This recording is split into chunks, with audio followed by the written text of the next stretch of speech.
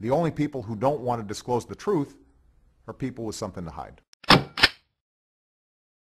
Without further ado, this is a real honor. Please say good morning and welcome to 710 KNUS. I met him years ago. Ambassador Alan Keyes joins us. Mr. Ambassador, thanks for doing the radio show and good morning. Good morning. How are you doing this morning? You know, I'm well. Where are we speaking to you from? I'm way home from an event I did in Tennessee, a couple of events actually. So I'm traveling from Memphis back to my home in Maryland. Were you at the was that the Bergman? Charlotte Bergman. Yeah. That's right. I've been reading talk about him, if you would, Ambassador. Charlotte Bergman, Republican, running for the House, if you would, please. Well, Charlotte Bergman is Frederick Douglass Republican, as they call themselves. People who believe in basic principles of the Declaration of Independence, that we're all created equal, endowed by our Creator with unalienable rights, that government is limited by the requirement to respect those basic rights. And that's, of course, as you know, what I deeply believe in. And I think that the disregard for that fundamental principle, which has now overtaken the elite leadership in both parties in this country, is destroying us. And that if we don't get back to it, our whole way of life is lost. And every day we are seeing more and more examples of government overreach based on the abandonment of the simple premise that government must be limited by respect for the God-given rights of the people. Obviously could never say it better. What are we watching happen in this country? And I'm going to bring up two people, both of them playing out in the media, one Donald Sterling, the other Cliven Bundy. What are we watching happen in our country today, Ambassador?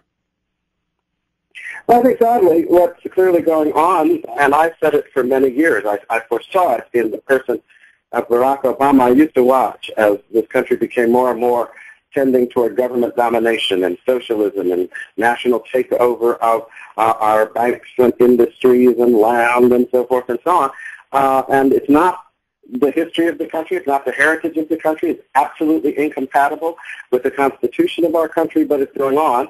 And I think these forces finally found a willing and bold instrument in Barack Obama, and he is now pressing forward with an effort to turn this into a socialist country. And when he says that it's an end to American exceptionalism, right, we were the exception to the historic rule that a people could not govern itself, that there would not be government based on respect for the rights of the people, but it always had to be based on the power of the few, the powerful, the wealthy, the oligarchs who managed to get in control of societies throughout the world.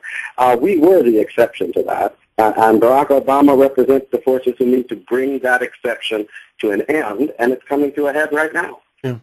You know, there was a term that I read a few weeks back, and it's called "We Now Live Government-Centered Lives," that all of us are the principal force in our lives today is the government. I agree with that, and it's very frightening. Speak to government-centered lives, if you would. Well, that's the choice that we always had as a people. Benjamin Franklin was the first, I think, or to prominently articulate it. He said that we would either be, those who will not be governed by God, he said, will be governed by tyrants. Mm-hmm. And I think we are seeing that come true. And that responsibility before God is a responsibility to take our individual responsibility seriously. The role we have to play in terms of parents, of our children, of people who have to stand and do a job of work in order to take care of ourselves and our families. Meeting our individual responsibilities, forming the building block unit of society, which is the family, associating together to build strong communities where we live, taking account of the common interests we have together. That's the basis of America. Not putting all your power in the hands of some little clique of bureaucrats and some tyrant sitting in the White House or anywhere else who's then going to tell you what to do. And that sense that we are responsible before God to take care of ourselves and then join together to make sure we can defend that God-given exercise of our rights, meaning doing what God tells us. The government doesn't have any right to tell us to stop, and neither does anybody else. And so that exercise of liberty is what America has been about, and we need to get back to that God-centered sense of ourselves that will then reassert self-sufficiency. I see it in someone like Mr. Bundy. I mean, I think that sense of strong individual responsibility goes hand in hand with a strong faith, and we see it in him and his wife. Yeah, I had made a prediction, and I'm not that accurate, but that would take a week for the mainstream press or big media to turn Bundy into a racist. I was wrong by one day. It's interesting to watch the entire Bundy video as opposed to what was lifted by the New York Times and MSNBC and big media. What do you think happened out on that ranch with Cliven Bundy, and do you think the remarks that Bundy made were racist? Of course not. And as I've been trying to get across to people, black Americans, especially those who live subject to this totalitarian government in our urban area, the people who have been under the thumb of the man, as they say, meaning the man from the government bureaucracy, those folks are actually objectively, and I wrote about this in a book called Masters of the Dream, The Strength and Betrayal of Black America back in the 90s. I documented chapter and verse the fact that after the end of slavery, black families came back together.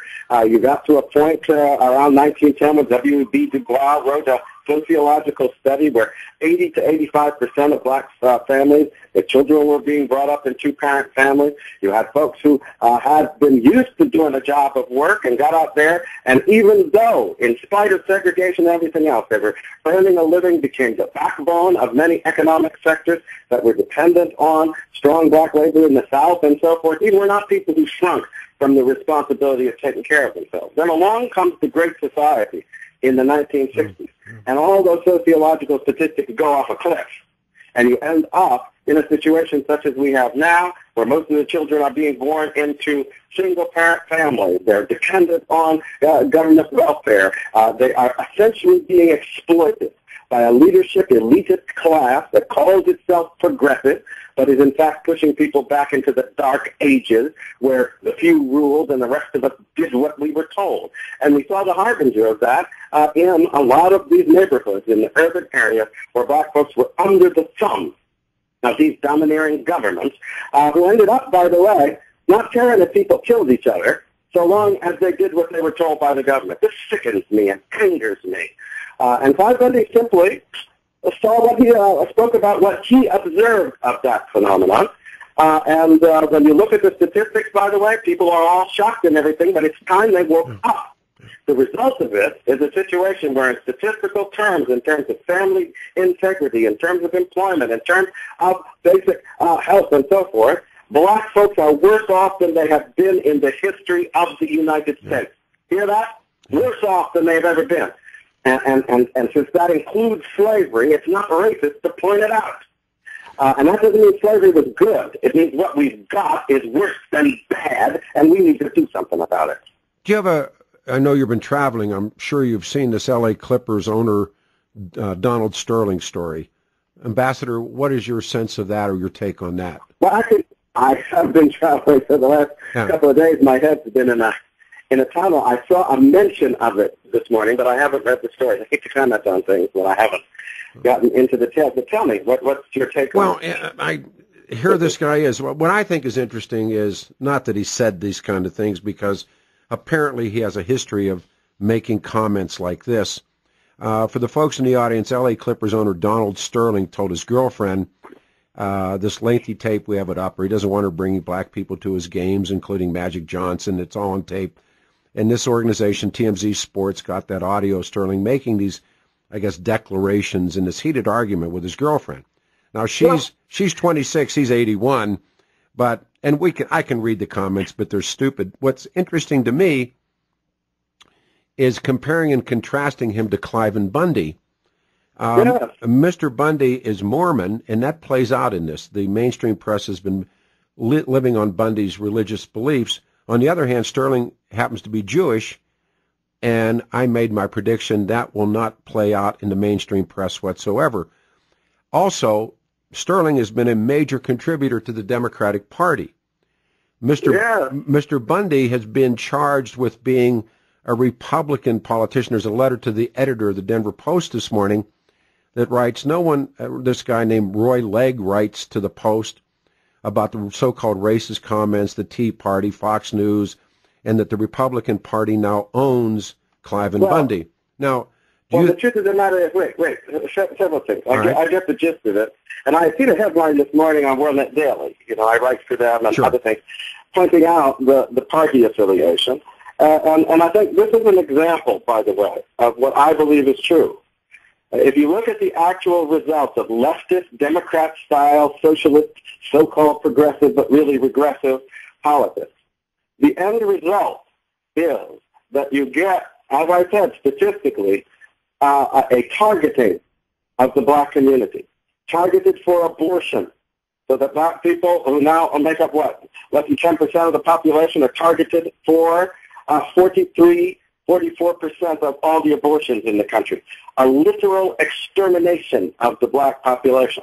Welfare programs and other things that have consistently over the years targeted the family infrastructure in order to make black people more and more dependent from the cradle to the grave on the government. These people have ruthlessly attacked and assaulted the black community, among others, in order to achieve their political power. Mm-hmm. And underlying it all, I always saw this fundamental premise of deep, ugly disregard for the rights of black folks. And I said to myself, you know, if you were the worst racist madmen in the world, you couldn't come up with a better scheme for destroying the black community. And after a while, if people suspect you're doing it on purpose, you shouldn't blame them.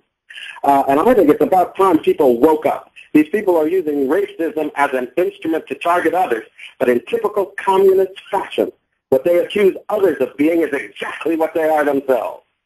Our guest is, of course, one of the outspoken men in America today, Ambassador Alan Keyes. We're talking about Cliven Bundy. We're talking about Donald Sterling. There was a movement, and I can't help but, again, do historical analysis, that there was a movement that took place in the beginning of the 20th century, end of the 19th century, and they were called Fabians. And the Fabians principally believed that we could do all of these things without becoming Bolsheviks.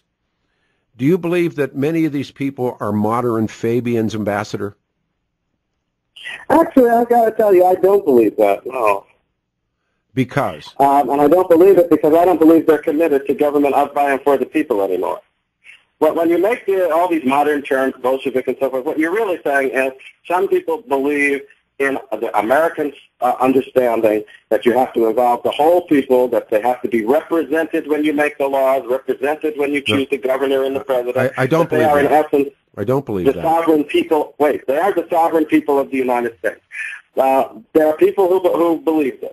The elites in this country no longer believe it. A lot of them have broken from the Declaration. They've broken from the Constitution, and they want to see it destroyed. No. They are not Fabians in all of this, because the only thing about the Bolsheviks and the Communists was that they thoroughly embraced government that was based on the cliquish rule of a few. They called it the Communist Party. Of course. We'll call it something else. But these people have abandoned our understanding of government. They're not trying to keep democracy. They're trying to destroy it. The only people who don't want to disclose the truth are people with something to hide.